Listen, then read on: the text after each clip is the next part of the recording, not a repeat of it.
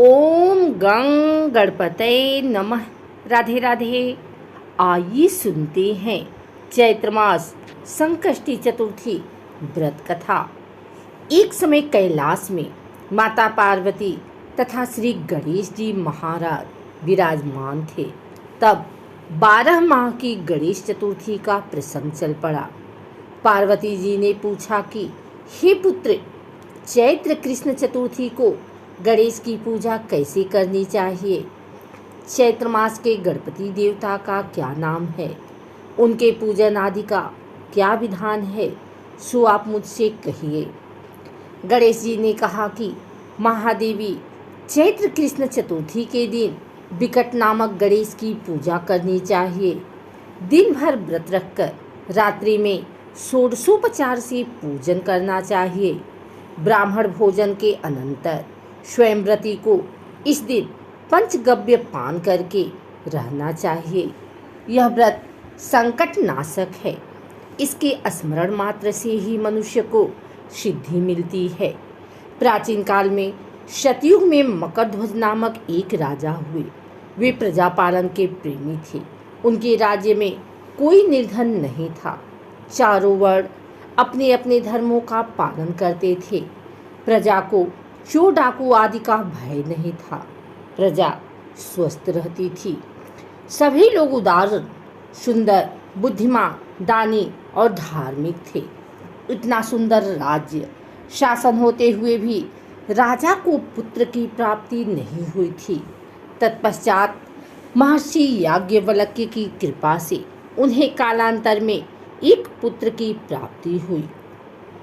राजा राज्य का भार अपने मंत्री धर्मपाल पर सौंपकर विविध प्रकार के खेल खिलौने से अपने राजकुमार का पालन पोषण करने लगे। राज्य शासन हाथ में आ जाने के कारण मंत्री धर्मपाल धन धान्य द्वारा समृद्ध हो गए। मंत्री महोदय को एक से बढ़कर एक 5 पुत्र हुए। मंत्री पुत्रों का धूमधाम के साथ विवाह हुआ और वे सब धन का उपभोग करने लगे। मंत्री के सबसे छोटे बेटे की बहू अत्यंत धर्मपरायणी थी। चैत्र कृष्ण चतुर्थी आने पर उसने भक्तिपूर्वक गणेश जी की पूजा की। उसका पूजन और व्रत देखकर उसकी सास कहने लगी, अरे क्या तंत्र मंत्र द्वारा मेरे पुत्र को वश में करने का उपाय कर रही है। बार बार सास के निषेध किए जाने पर भी जब बहू नहीं मानी तो सास ने कहा, अरे दुष्टा, तू मेरी बात नहीं मान रही है। मैं पीटकर तुझे ठीक कर दूंगी। मुझे यह सब तांत्रिक अभिचार पसंद नहीं है।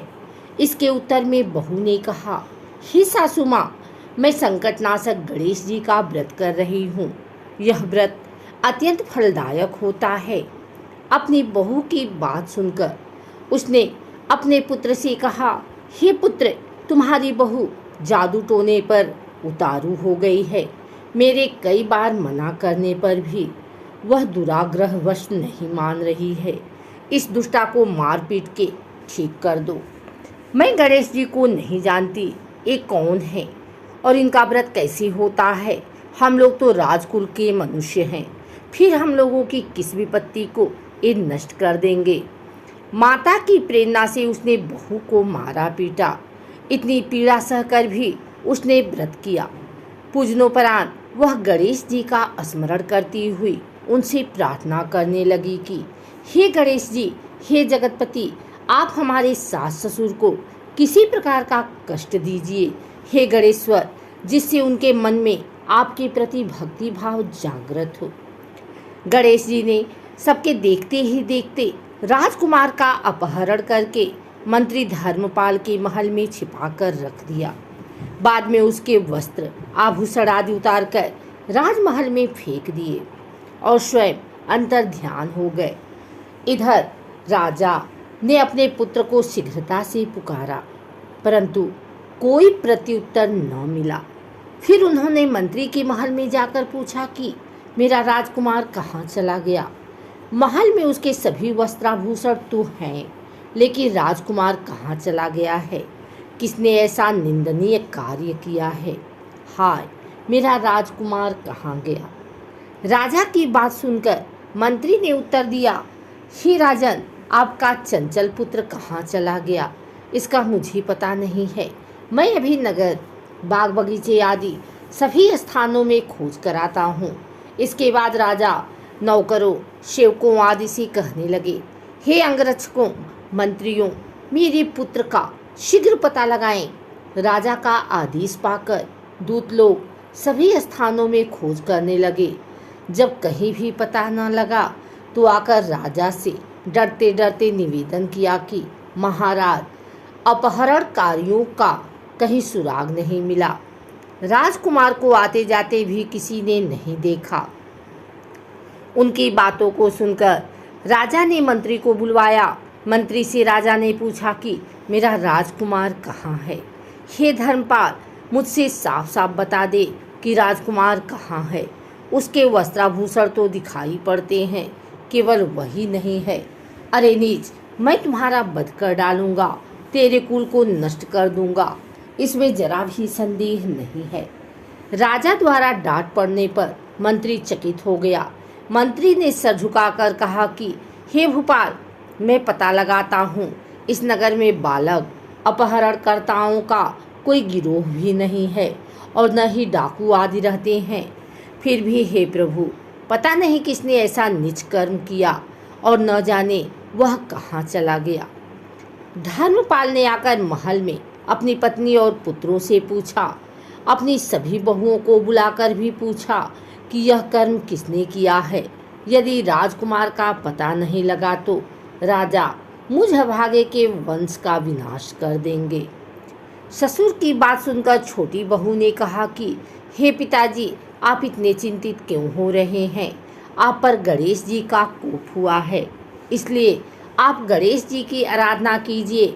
राजा से लेकर नगर के समस्त स्त्री पुरुष, बालक वृद्ध संकट नाशक चतुर्थी का व्रत विधि पूर्वक करें तो गणेश जी की कृपा से राजकुमार मिल जाएंगे। मेरा वचन कभी मिथ्या नहीं होगा। छोटी बहू की बात सुनकर ससुर ने हाथ जोड़कर कहा कि हे बहू, तुम धन्य हो, तुम मेरा और मेरे कुल का उद्धार कर दोगी। भगवान श्री गणेश जी की पूजा कैसे की जाती है, हे सुलक्षणी, तुम बताओ। मैं मंदबुद्धि होने के कारण व्रत के महात्म्य को नहीं जानता हूँ। हे कल्याणी, हम लोगों से जो भी अपराध हुआ हो उसे क्षमा कर दो और राजकुमार का पता लगा दो। तब सब लोगों ने कष्टनाशक गणेश चतुर्थी का व्रत आरंभ किया। राजा सहित समस्त प्रजाजनों ने गणेश जी को प्रसन्न करने हेतु व्रत किया। इससे गणेश जी प्रसन्न हो गए। सब लोगों के देखते ही देखते उन्होंने राजकुमार को प्रकट कर दिया। राजकुमार को देखकर सभी नगरवासी आश्चर्य में पड़ गए। सब लोग बहुत प्रसन्न हुए। राजा के हर्ष की तो सीमा ही नहीं रही। राजा कह उठे, गणेश जी धन्य है और साथ ही साथ मंत्री की कल्याणी बहू भी धन्य है, जिसकी कृपा से मेरा पुत्र यमराज के पास जाकर लौट आया। अतः सब लोग इस संतानदायक व्रत को निरंतर विधि पूर्वक करते रहें। श्री गणेश जी बोले, हे माता, इस लोक तथा सभी लोकों में इससे बढ़कर अन्य कोई व्रत नहीं है।